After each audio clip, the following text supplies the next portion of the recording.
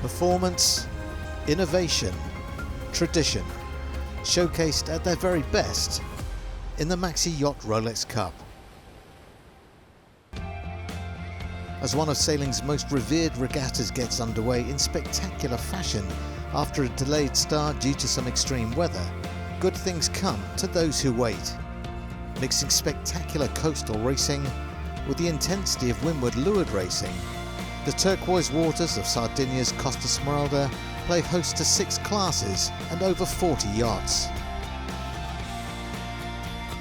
A coastal race offered the chance to enjoy the stunning scenery and savour the majesty of this location, so synonymous with Maxi Yacht racing. On display, mighty J-class yachts, Supermaxes and smaller cruiser racers, all eager to make their mark. Impressing today were Italian yachts Oscar III and Fra Diavolo, as well as Mote from the USA.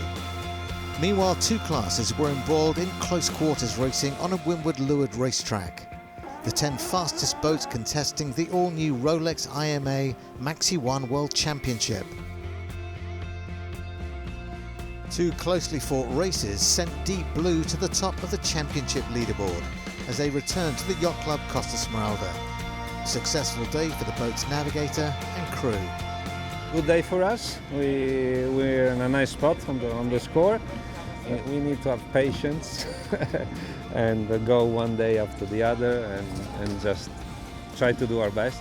With uncertain weather ahead, the YCCS and co-organisers the International Maxi Association are working hard to deliver more exceptional racing before the regatta concludes.